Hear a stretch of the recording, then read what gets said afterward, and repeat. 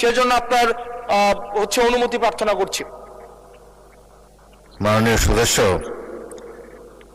সাধারণত আপত্তি উত্থাপন আগে সংসদগুলোতে 2 মিনিটে দেওয়া হতো, তবে আপনি যেহেতু বলেছেন আপনি আরো 2 মিনিট বলেন, 4 মিনিটের মধ্যে বক্তব্য শেষ করবেন। মাননীয় স্পিকার, এই যে আইনটি আজকে যেটি পাশ করানোর কথা বলা হচ্ছে, এটির মধ্য দিয়ে 2009 সালের জাতীয় মানবাধিকার কমিশনের যেই আইনটি সেটিকে রিস্টোর করা হবে।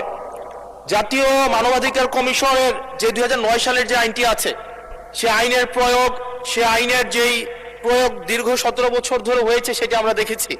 জাতীয় মানবাধিকার কমিশনের নামে বিরোধী দল ও মতকে দমন কমিশন হিসেবে সেটি ব্যবহার করা হয়েছে। বিএনপিকে দমন করার বৈধতা জাতীয় মানবাধিকার কমিশন উৎপাদন করেছে।